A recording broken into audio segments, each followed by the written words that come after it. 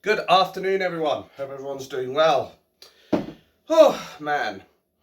I've had a stressful morning because my nan showed up. So that was something I had to enjoy, but that's not why you called, of course.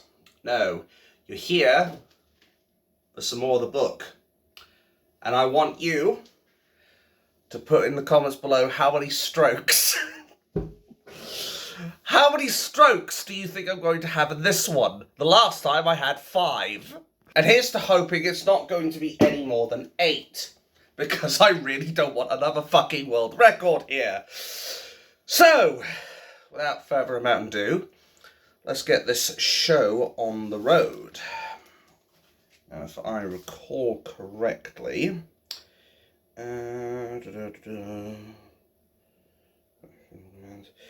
Was it down there? That doesn't sound like the right place. Let me just check through this real quick to make sure I am actually in the right place. No, I think I know where I was. Right. Those with political power collude and conspire, and they rely on specific social or economic processes. I can't stop smirking because I feel like I'm about to have a stroke. Anyway, taking decades to complete, during which time the next generation will be brainwashed into thinking that it is happening, or what is happening is a good thing, and that it was chosen democratically by their ancestors. People like Aldous Huxley and George Orwell hoped their novels would be a means to ensure their stroke number 1. We're off to a good start, aren't we? That their warnings got the widest possible reach. But there is no time for subtlety. We need to spell out clearly and empathetically what is going on and how things work. By 2019, the fascists of the UK Conservative government's counter-terrorism unit cited reading Orwell's 1984 as a sign that someone is a far-right extremist. You really couldn't make this up, could you? On the way to being a terrorist. Reading the Quran, which in multiple places commands Muslims to kill, isn't a sign of an imminent terrorist. Yet the fascist state in Britain funds mosques and Qurans using taxes extorted from those non-Muslims that are to be killed if Islam is implemented. But reading 1984, one of the most highly esteemed novels by an English author, is a sign that terrorism is imminent. Nowhere does Orwell command his readers to kill people. There is no record in history of someone reading Orwell and going out to commit terrorism. Muslims are mascots of the fascist state, and so the state funds them and the left protects Islam from criticism. Let us remind you of the parable of the elephant encountered by a village of blind people. This story has been known to the English-speaking world since the early 1800s, but it has been known in Asia for thousands of years. In the parable, there is a village of blind people, and one day an elephant passes through the village. Each villager touches a different part of the elephant, the ears, the trunks, the tail, the body, etc., etc. Then they try to talk about it. One says it is like a tree, another like a leaf, another says it is like a snake, another that it is like a wall. Why is this relevant to this book? Because it illustrates the profound philosophical point which those with power want us to forget. Reality is necessarily complex, and we generally struggle to see the whole picture, each of us seeing just parts of the complex reality. This is the rationality behind democracy, free speech, and the free market. None of us can see the whole picture, and we need to rely on the observation and thoughts of those who see things differently if we are to get a better understanding of a complex real world. So throughout this book, you will see us quote many leftists, because sometimes even they correctly describe a part of reality, it's just that they just prescribe the wrong solution. Because reality is complex. The elite have managed to steadily gaslight the people of the West for more than a century. Need a moment here. Okay. Where gaslighting means using psychological tricks to manipulate someone into questioning their own perception of reality. The scale of this gaslighting is extraordinary. They have managed to convince people that up is down and that 2 plus 2 is 5. Well, I already think 1 plus 1 is 11, so there you go. Anyway, or that a man with a beard and a penis is a woman. That the book commands, kill the unbeliever, is a book of peace. Once they can get you to believe those things, they can get you to believe anything. Those who dispute these new ideological facts face being turned into criminals. In Greece, a former soccer star has been convicted of transphobia and sentenced to 10 months in jail. In Austria, Elizabeth I'm going to really butcher this name, this is not me having a stroke. Elizabeth Sabadich-Wolf was found criminally guilty because in a private meeting she informed that people that, according to the Cortex of Islam, at the age of 54 years, the founder of Islam had sex with an 8-year-old girl. The remarks have been made in a small non-public seminar for the Political Academy of the Freedom Party, picked up by an undercover journalist. The European Court of Human Rights, the ECHR, upheld the criminality of an individual speaking the truth. The rights of a mascot group not to be offended by the group mattered more than the rights of a Christian European to speak the truth. Or more than the rights of a Christian to speak the truth. You know what I mean. None of the major Western news channels even bothered to report on the fascistic values of the Austrian media. The Austrian courts and the ECHR or consider the case of Miss Kaiser in Germany, who was given a criminal conviction for referring to the government's own statistics which showed that immigrant men, 14% of the population, were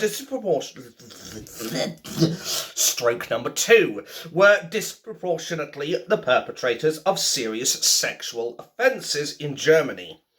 50% of such suspected criminals.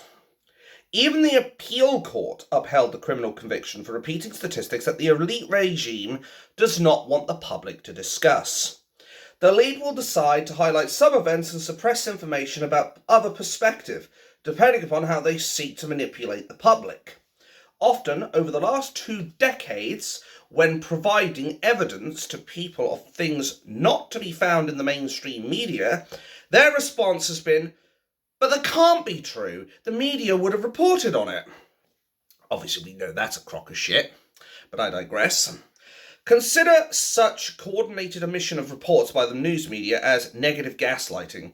We have 24/7, 7 days a week rolling news coverage, but the news media will tell people in Britain about US politics, war in Sudan, conflicts in Hong Kong, Rohingya Muslims, etc., etc., but will remain silent about the 50 years during which Muslim gangs across... I've just lost where I was. Fuck. Oh, it's because I went to the next paragraph, that's why. Muslim gangs across England were raping schoolgirls. Don't know how I went from here to down here, but sometimes the elite will have the media publicise some repressive measures to magnify stroke number 3. I am really not doing very well here, am I? Sometimes the elite will have the media publicise some repressive measures to magnify the effect of the repression. Other times, the elite will have the media suppress the information, fearing the public will react adversely. This gaslighting isn't just, I can't stop laughing now, isn't just some fringe phenomenon. It goes to the foundations of the economics and the politics of the West. For more than a century, in fact. The so-called hate crimes are just the icing on the cake, the final layer of gaslighting, and a very shit-tasting cake. Anyway, that was me.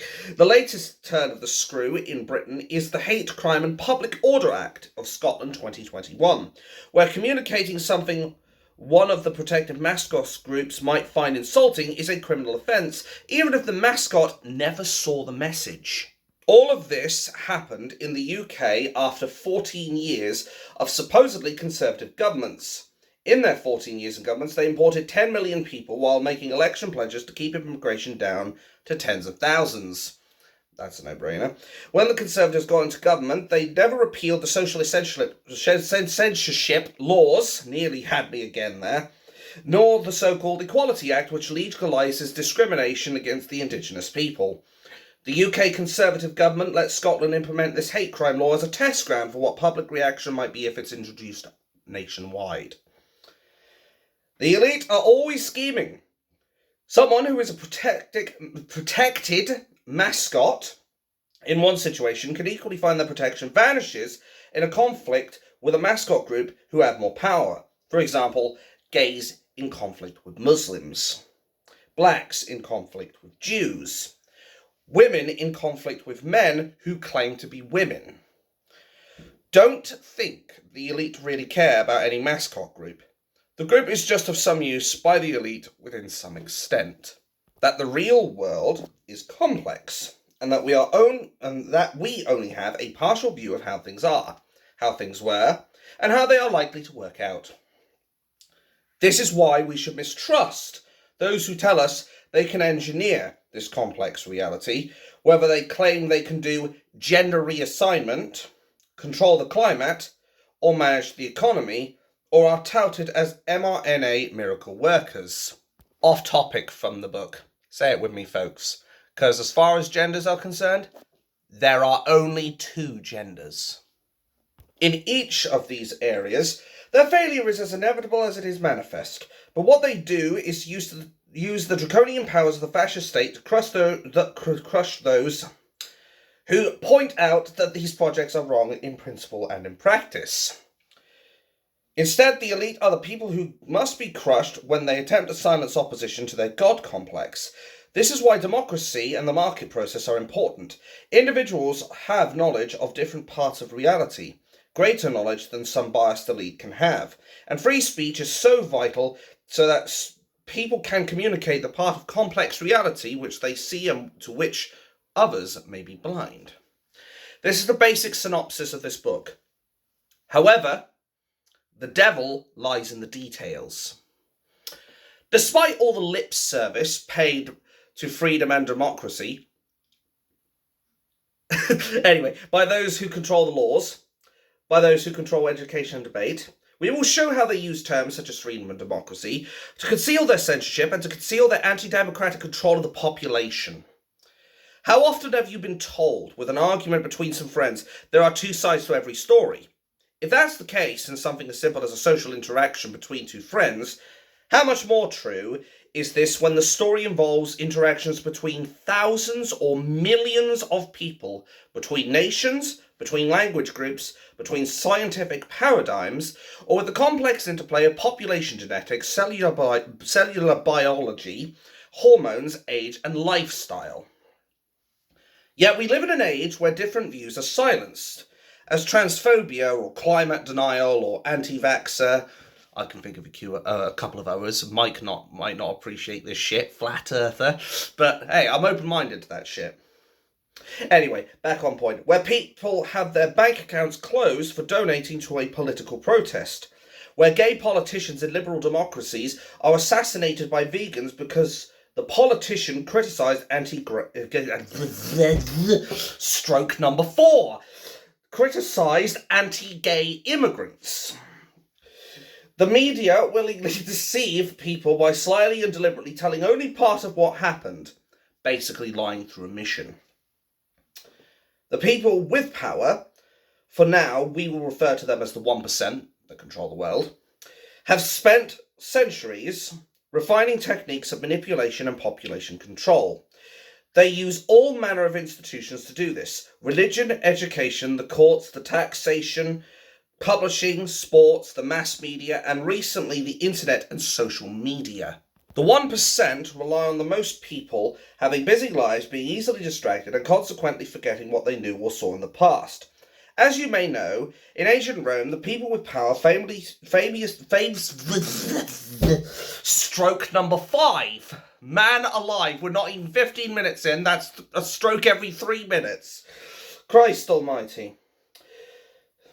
They famously used the concept of bread and circuses to keep the masses quiet. Bread, the dole, and circuses, sensational mass entertainment. And you can be sure that the contemporary elite knows of this Roman history and employs these principles. The 1% use an army of paid helpers, mercenaries, in misdirecting the attention of the public. The army of helpers includes those who work in the media, those who work in the universities, and those who work in schools. Those who work in churches, those who work in quangos, etc., etc. They are all part of what over 50 years ago the left was describing as the ideological state apparatus. There are so many people who are funded and rewarded by the state puts a huge burden on those of us who set out to show what is hidden, or been hidden. Consequently, books such as Manifesto must contain considerable evidence to counteract the lies and the misdirection. In this book, you'll be exposed to some radical ideas, most of which will probably seem new to you. I almost read a different line. And you may find some of them quite incredible. But they are not new. They have just been hidden from you by those who have vastly more power than you do. Before moving on to what will probably be the more shocking ideas, we need to anchor them in a story with which you are probably familiar. This story may also surprise you when you see how profound it is and how much it says about our world, and it forms a recurring theme throughout Manifesto. Figures such as Marx, Lenin, Trotsky, Mussolini, Hitler, Orwell are probably known at least by name. To all of the readers of the book, full stop. Let's face it, anyone who steps a foot off the path sanctioned by the elite is branded far right, whether that be in the UK, USA or Italy, the Netherlands, Austria, Hungary, France, etc., etc. And while Marx, Lenin and Stalin may seem like long-gone dusty characters from history covered in cobwebs, in fact their legacy still lives on. It's this framework through which you need to understand what is going on. Given the purpose of this book, we can only skate over the top of the past 200 years of history and ideological war. One of the limbs of the elephant that the 1% wish to stroke number 6. Fuck me senseless. Still on target here, aren't I? The 1% wish to distract us from is time. They hide the historical past. He who controls the past controls the future. The elite ensures that only parts of history are published and taught, and those parts are to be seen from the angle that suits the elite's current projects.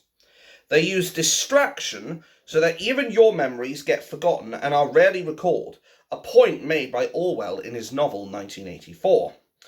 The 1% use loaded and emotive words and phrases by which you perceive one specific limb of the elephant. They ban the words and phrases that would draw your attention to another part of the elephant. They implement covert plans that take decades to come to fruition, and where multiple antagonistic governments will come and go, but each of them continues the implementation of their plans. Let us consider a story where the propaganda is anything but unusual. So, BBC News, 23rd of April, 2024. Tommy Robertson case collapses over police paperwork. The first lines of the story read, and pay close attention. Far-right activist, real name Stephen Yaxley Lennon, was arrested at a march against anti-Semitism after organisers said he would not be welcome. During his arrest, the officers sprayed the English Defence League founder with synthetic pepper spray and handcuffed him. Now, I put the book down for a moment because I want to explain the situation here. So, they did not pepper spray him first and then handcuff him. The police handcuffed him, then they pepper sprayed him, basically. So, that in and of itself, of what the mainstream media put in that article, which is being described in the novel, is a complete crock of shit. And I have also mentioned about how it is fundamentally wrong for the police. It goes against their code of conduct to pepper spray someone who has basically been handcuffed or restrained. Bear this in mind. The unusual part of this story, with the envelope out of the way, is that the state's latest attempt to fit up Tommy Robertson failed. The typical part is far right and real name and EDL founder. March Against Anti-Semitism. All false implications that Tommy Robinson is some kind of national socialist, implying in this story he was arrested for stroke number 7. Fucking hell, it's not looking good, is it? Arrested promoting anti-Semitism. The headline suggests that some deceitful, violent Nazi had escaped jail because of a technical blunder by the police. The reader must attend closely to realise that Tommy Robinson is opposed to anti-Semitism, the state broadcaster relying on the reader's mind travelling along well-worn tracks of past misrepresentation, tracks created by endless repetition of the slur far right. It is practically a slur at this point, isn't it? Anyway, nowhere does the article report that the compulsory police-worn individual body cams had all of their recordings deleted by the dozens of state agents who put pepper spray in his eyes whilst he was handcuffed and not resisting. But of course the mainstream media won't tell you this. You know the drill, folks, because say it with me, it doesn't suit the narrative. That was just my bit. Of course, all the state's agents deleted the video recordings, though the command to do so would have come from above and mercenaries just follow orders. The journalists probably needed no command to distort the facts. This is what they do on a daily basis for the whole of their professional lives. They distort reality for a living, and everything they write is slanted. This recent BBC propaganda is only slightly more nuanced than the Trotsky Socialist Workers' Party, SWP, newspaper in 2011.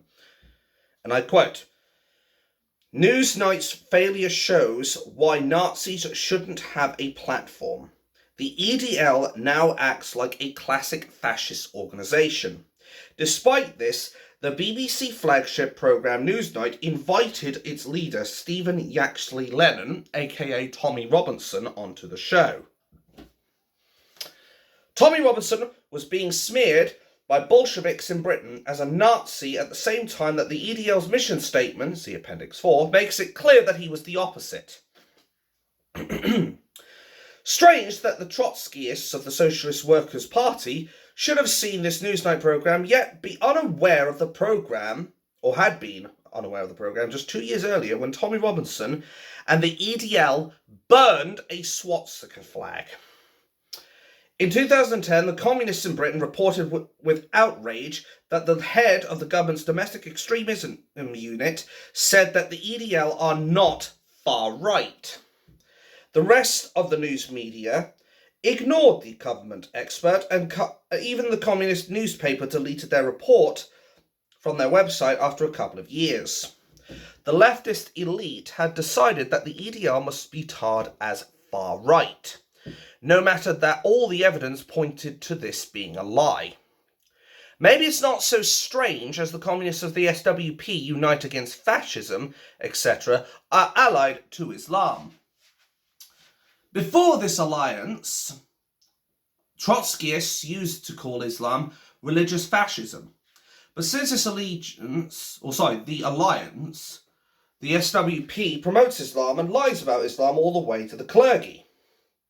The way all the clergy, journalists, academics, and MPs lie about Islam. It's no wonder that Trotskyist left decided to ally with Islamic fascism, since the Trotskyists could then rely on the terrorism of Islam as revolutionary violence, instead of Trotskyists having to dirty their hands with terrorist violence themselves, even though Trotsky literally published a book advocating revolutionary terrorism.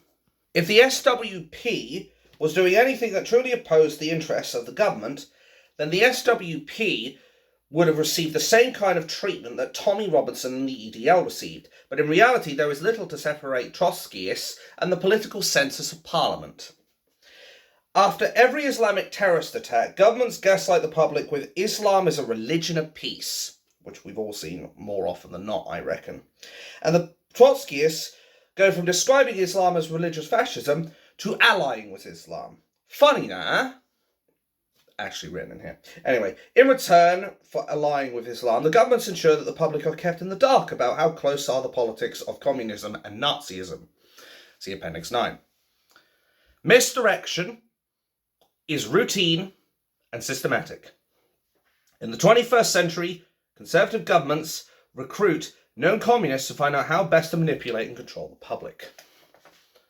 From Muslims to Trotskyists to conservatives, any deployment of political violence and terrorism to silence opposition to their plans is acceptable.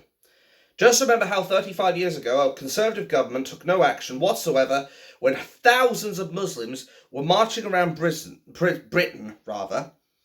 They should be marching into prison, but anyway, promising to kill Salman Rushdie for writing a novel.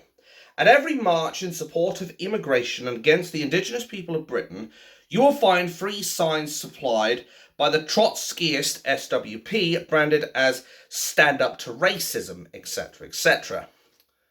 Literally a renter mob, as I've described many, many fucking times. The communists are fully on board with the project to replace the indigenous people of the West. When in the last 40 years did you ever see a communist or anarchist group oppose Islamic terrorism, Islamic homophobia, or Islamic Jew hatred? While the Trotskyists come out with their high-sounding statements on oppression and religious freedom, throughout the last 50 years, Trotskyists in Britain were defending Islam while Muslim gangs systematically raped and pimped non-Muslim schoolgirls. The Trotskyists protected immigrant gangs who were raping working-class schoolgirls, demonstrating that the left put their alliance with Islam above the rape, misogyny and pimping of children. Trotskyists are aligned with Islam and with the immigration agenda of the elite in Britain, no matter what the cost to the ordinary people of Britain. The evidence shows you can dismiss anything the Trotskyists might tell you to the contrary. If the British working class protests against Islam hatred for unbelievers, protests against Islam's hatred for unbelievers, the Trotskyists will side with Islamic fascism rather than the ordinary Brits. You will find Trotskyists in every state-funded organisation, yet if a state employee admitted to supporting Tommy Robinson, he or she would be sacked. What does that tell you about the relationship between Trotskyism and the fascist state? You will see from our book how far-right and anti-Semitic and racist are key phrases used to make you see an individual as a witch, a heretic, someone to be cast out, someone you should not associate with or speak to, regardless of what the actual views of that person really are. It's about how the elite direct your attention away from the part of the elephant about which the heretic speaks.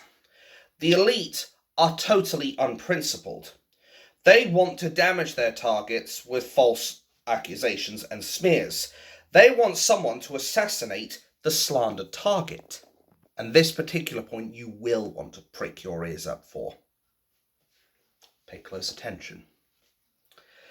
In June 2024, mere weeks before the assassination attempt on Donald Trump, the New Republic, a progressive news magazine funded over a century ago by Wall Street banks, had a cover image that merged the faces of Adolf Hitler and Donald Trump.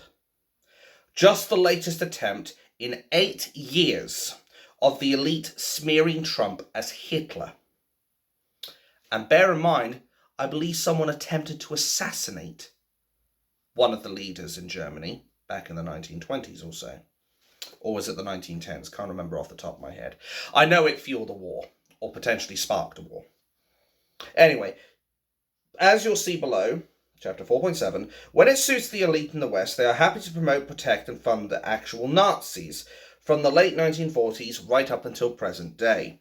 To its credit, the Morning Star, a communist newspaper, has been one of the few leftist groups to point out the support of Britain's government and elites for the Nazis in Ukraine. Scottish Parliament welcomes founder of Ukrainian neo-Nazi party. But as soon as it comes to the indigenous people of Britain resisting the fascist state, those same communists align with the fascist state, and you might as well be reading the Daily Daily Mail. Or maybe I was right first time. Which in the 1930s was explicit... Stroke number 8. Fucking hell.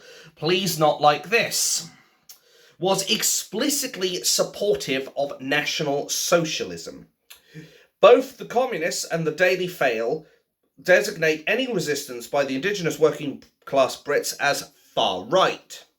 Of course, none of them ever trouble to define the slur they use against the working class. Whilst we are on the subject of words used to distract you, let's spend a little time considering the word Nazi. You may be astonished to know that this word was not a word that Hitler and his cronies used to describe themselves. They described themselves as National Socialists, and we could equally use the second half of their party name, German Workers' Party, to refer to them. But the elite don't want you to focus on that part of the elephant. They want to protect the concept of socialism, so instead of referring to Hitler's views as National Socialism, his views are almost always described as Nazism. Indeed, we should be wary of this subjectivity of any expert who routinely refers to Hitler as a Nazi rather than as a National Socialist. The word Nazi was chosen by the enemies of Hitler because the German word has the meaning of redneck. Wow, fuck me. So it was chosen as an insult, or chosen as an insult. English is hard. This might seem like a very abstruse academic point, but this information is hidden in plain sight. Here's the Wikipedia's entry, and I quote,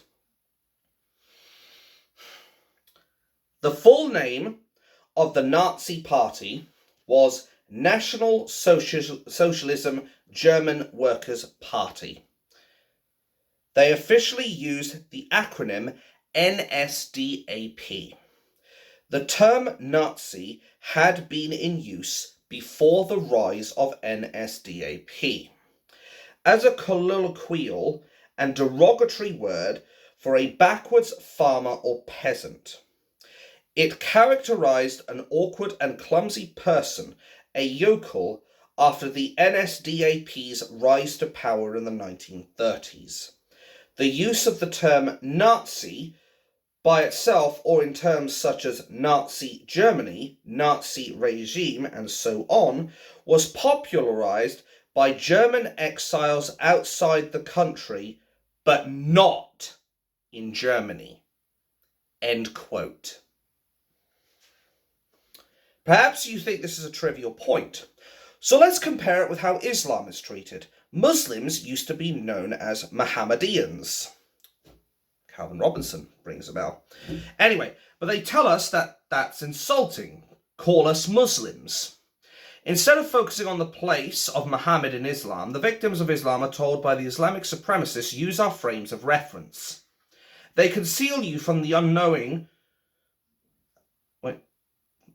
that the entire foundation of Islam is the words and deeds of Muhammad. By using the supremacist frames of reference, you are submitting to Islam. You can see that this is not the way in which National Socialism is treated. So for the rest of the book, or this book, we will almost always refer to Nazism as National Socialism, to keep in mind that Hitler was a socialist. Let's consider those men with beards and testicles who insist they are women. Referring to them by their names on their birth certificates is deemed dead naming, and you are compelled by the elite to respect those delusional men, using the female name the men demand. Those who refuse to comply with the delusional men have their careers destroyed. Teacher sacked for refusing to use transgender students' chosen pronouns. Yet the damage done to society by decades in which thousands of academic, politicians and journalists misgendered National Socialism is vastly worse. Right, change of scenery. We're going to be reading like this from now on, so bear with me while I get myself back on track again. Socialism was given a free pass if it was unconnected to National Socialism. For generations, people could proclaim their virtue. I'm a socialist, or I'm a communist. Virtually all of the genocides of the past 100 years were carried out in the name of socialism or communism. Those with power or debate ensured that socialism isn't exposed for what it leads to, because the 1% benefit from the power and riches that socialism brings them. Yes, that might sound strange, but our chapter 4 on economics and finance will explain this further. Since at least 1945, the elite have collectively worked to conceal from the public that Hitler was left-wing, not right-wing. As we will show, Hitler can only be regarded as right-wing if he is viewed from the position of genocidal socialists such as Stalin or Chairman Mao or Pol Pot, which means that the entire perspective of political thinking in the West since World War II has been a distortion in favour of communism. The elite have succeeded in concealing parts of the elephant. Here's the true irony. Hitler was not the only socialist, but in late 1918 there was a socialist revolution in the German state of Bavaria, and then later a Soviet government installed Hitler, was elected multiple times to these leftist revolutionary governments. In the spring of 1919, his fellow soldiers twice elected him to their Soldiers' Council, one of the institutions of the revolution. From reliable electoral data, we know that about 3/4 of the men in Hitler's unit voted for the mainstream Marxist Social Democrats in the January 1919 election. They would not have voted for Hitler if they did not think he held their views. During a short-lived communist uprising that created a Soviet Republic in Munich in the spring of 1919, Hitler's comrades voted him to serve as a liaison to the Soviet's Department of Propaganda. So much for Hitler being far-right. Hitler was a member of the Soviet Republic just 6 years before he published Mein Kampf. No doubt this information about Hitler being elected to the Soldiers' Soviet of a revolutionary government was known from the 1930s onwards, but has been suppressed in order to pretend that National Socialism was far-right, rather than just far left than Stalinism. But like the elite tell you that Muhammad's religion of war and slavery is the religion of peace, see Appendix 12, Muhammad's Wars, so whilst communists, journalists, and the fake anti-fascists who want to mislead the public into believing Tommy Robinson and many other opponents to the crimes of the 1% are Nazis, let us show you another of the shocking deceptions that by Britain's elite. Did you know that long before World War II, Britain actually had several oh fucks, that's stroke number 9, new record, fucking hell. That long before World War II, Britain actually had several National Socialist MPs. They were elected to the UK government in 1918, before Hitler's associates had even created his German Workers' Party, and these UK National Socialists were Marxists, with 3 of these avowed Marxist National Socialists being elected as MPs in the UK. Moreover, once they were MPs, they merged with the Labour Party, Traitor Party. However, famous books on British socialism at the time, these National Socialists were elected to Westminster state that the British Nazis were actually affiliated to the Labour group at the time that they stood for election. This is how extensive the elite's deception of the public has been. The only Nazis to get elected to Parliament in Britain were Jew-hating Marxists, with their party founder, H.M. Hindman, being a personal acquaintance of Marx and Engels. And like Hitler, Hindman hated Jewish bankers and supported violent attacks against Jews. Yet, his Nazi party was affiliated with the Labour Party, who are the current government in the UK. A government smearing their working class opposition as their far right.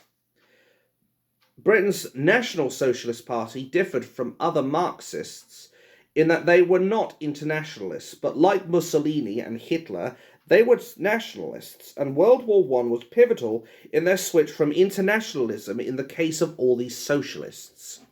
In the UK, the state controls the education system. The state broadcaster has beamed out untold millions of hours of propaganda. Yet the public has no idea that Britain had Nazi MPs who then merged with the Labour Party long before either Mussolini or Hitler became national leaders. The myth that National Socialists were right-wing is maintained to protect the socialist project that directs all the major political parties of the UK, yes, even the Conservatives, in name only, the 3 main parties in Britain, have implemented nearly everything that Mussolini, Mossi and Hitler wanted. and the rest of the establishment creates a fantasy far-right Nazi bogeyman to conceal their ideology that has ruled Britain for a century is fascistic. The only major difference is that our political elite rarely goes strutting around in military uniform. English socialism is the fascistic ingsoc of Orwell's 1984. Since Tommy Robinson burst onto the public stage on BBC Newsnight in 2009, a group of white men and black men burning a flag of Hitler's National Socialist Party, the elite struggle to explicitly describe Tommy Robinson as a Nazi, so they adopt the nearest vague term of far right, which these journalists hope will be understood by most people as Nazi. When was the last time you saw Tommy Robinson allowed by the media to speak for himself? It was in 2017. This is liberal democracy. They take their tactics from the communists of the Bolshevik Revolution, see below. No doubt the top layers of the news media are regularly inviting known communists to dinner or to visit them in their villa in Tuscany or in Provence. You might think this is far-fetched, but sadly it isn't. As we will show in some detail, God, tone of voice is really failing me today. Yet, of all the middle-class communists and socialists we have met, the majority have been hypocrites, owning multiple properties in the most expensive cities in the world, but being vile to waiters and leaving no tip. They employ cleaners and other staff to do the menial tasks around the home, just as Karl Marx did. Lenin had servants and a Rolls-Royce luxury car. Even working socialists banging on about the need to tax people more all go out of their way to find legal and illegal ways to evade paying taxes. But don't expect the leftist sociologists to study the hypocrites profess socialism while living the life of flashy capitalists. Their hypocrisy shows that their leftism is virtue signalling. Their true commitment is to something else: envy, personal enrichment, and dishonesty. Let us take these smear campaigns by MPs and journalists a little deeper. This is from a document in a US Congress investigation in 1956, and I quote, "The following is a directive to Communist Party members in 1943. When certain obstructionists to communism become too irritating, label them, after suitable build-ups, as fascist or Nazi or anti-Semitic, and use the prestige of anti-fascist and tolerant organizations to discredit them. In the public mind, constantly associate those who oppose us with those names which already have a bad smell. The association will, after enough repetition, become fact in the public mind. Members and front organizations must continually embarrass, discredit, and degrade our critics." End quote. The document from which the above quotation is taken was included in the congressional record by US politicians before it came from a committed communist, Oliver Carlson. By 1919, Carlson had gravitated from socialism to communism. He attended the convention of the Communist Party in New York under a false name, then another in Germany in 1920. That's it, stroke number 10, I'm fucking done for. And then another in Germany in 1921, then a meeting in Moscow, again under an assumed name. He became the secretary of the Young Workers' League in the USA. Carlson was part of the conflict in communism over Trotskyism at the end of the 1920s. And he went on to become an academic, teaching political science at the University of Chicago. By the time of Hitler-Stalin Pact, it appears he had enough of Chicago. No, with the left. I was right first time. Fuck me. But the communist tactics, claiming someone is far right or racist, are systematically used by politicians, journalists, and the fake anti-fascist organizations to steer the public away from anyone who opposes the fascist state. It's rather amazing that the elite in the West have managed to pull off their fantasy about the far right. The avowed socialists Mussolini and Hitler we rebranded as far right, when Hitler's National Socialists literally built in concrete memorials extolling socialism. Occasionally someone points these facts out, only for the media or most of the political class to have a mental breakdown. Note how even 80 years after these communist tactics were exposed, government-supported communist organizations create groups with names like Antifa, Unite Against Fascism, Hate Not Hope, Hope Not Hate, or again, maybe I was right first time, and Stand Up to Racism. All front organizations following the pattern listed in the quotation above. So we also see the elite behaving just as Stalinism advised in 1943. They've added Islamophobic to the list of smears. And that will be all. I read a touch into page 31 there, but I will be labelling the title as pages 20 to 30, just for the sakes of convenience, and we will continue on next Saturday. And my God, for anybody who said stroke count number 10, good on you. We've set a new fucking world record. I've really got to do something about this. I might need to see a doctor. I wonder how that's going to go, though. Hey, doctor, I seem to be having mini strokes where I end up getting my words jumbled and then I go because I'm losing my fucking footing. Can you help? Stop being a fucking idiot, is what I suspect he'd probably say.